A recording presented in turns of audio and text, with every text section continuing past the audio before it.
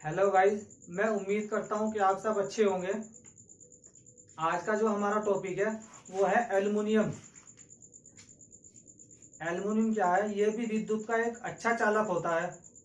जिस प्रकार से सिल्वर कॉपर होते हैं उसी प्रकार से नंबर 3 पर आता है एल्युमिनियम। गाइस, ये वजन में हल्का होता है और भारत के अंदर प्रचुर मात्रा में उपलब्ध है, इसीलिए इसका प्रयोग हम अधिक करते हैं कॉपर की अपेक्षा।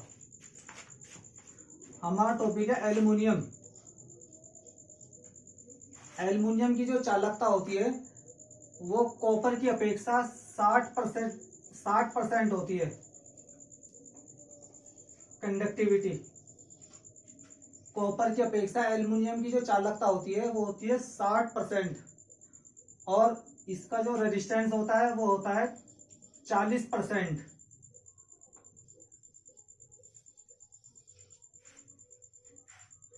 तो अगर हम यहाँ पर देखें तो हमें लगेगा कि जो इसकी चालकता है वो इसके रेजिस्टेंस से कुछ ज्यादा है, इसीलिए इसका प्रयोग हम चालक के रूप में करते हैं।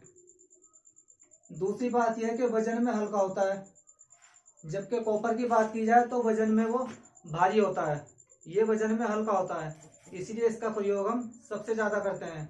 अब बात आती है कि प्रयोग करते कहाँ है इसका, तो इसका प्रयोग हम सबसे ज्यादा ओवरहेड लाइनों में करते हैं। वजह क्या है? वजह है कि एक तो सस्ता है और वजन में हल्का है। अब वजन में हल्का होने के कारण इसकी जो पावर है वो भी बहुत कम है, इसकी जो शक्ति है कम है। यानी कि थोड़ा सा अगर इसके ऊपर खिंचाव पड़ जाए तो ये टूट जाता है। इसीलिए इसकी मजबूती बनाने के लिए हम क्या करते हैं, इसके अंदर एक रॉड लगाते हैं, उसको बोलते हैं ACSR। इसका मतलब होता है guys aluminium conductor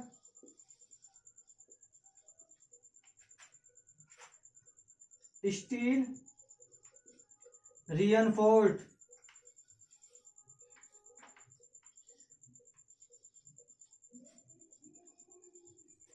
aluminium conductor steel reinforced, ये इस रोड का नाम है। अब इस रोड के चारों तरफ हम एल्युमिनियम के कंडक्टर लपेट देते हैं।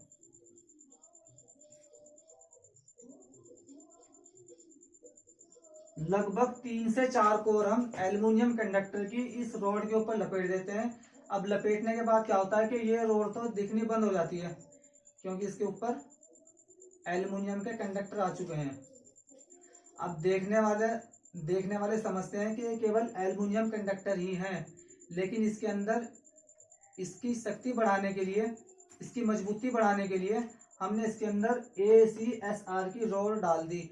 अब जो भी इसका वजन होगा वो इस रोड के ऊपर रहेगा।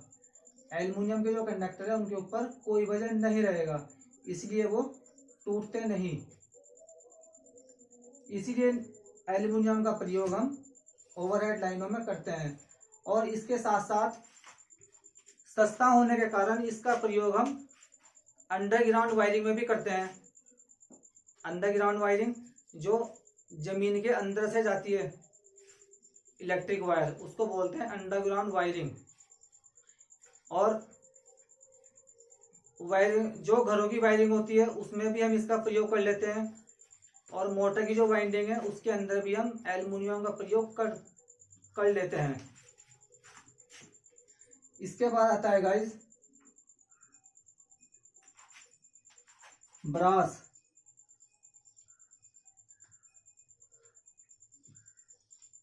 जिसको हम बोलते हैं पीतल। पीतल नाम आपने बहुत सुना होगा,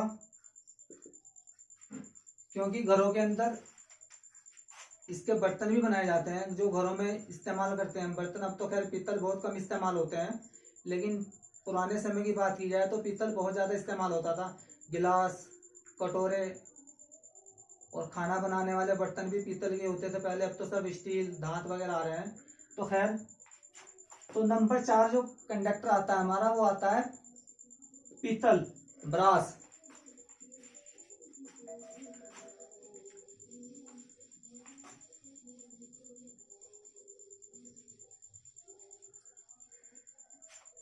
अब ब्रास क्या है गाइस? ब्रास एक मिश्र धातु है। और मिश्र धातु किस की मिश्र धातु है ये? इसमें एक नंबर 1 आता है जिंक। जिंक की मात्रा होती है इसमें 30%।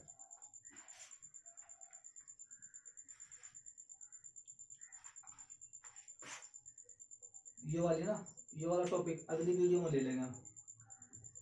इस वीडियो को बस यहीं तक रहने दे, एल्युमिनियम तक ही।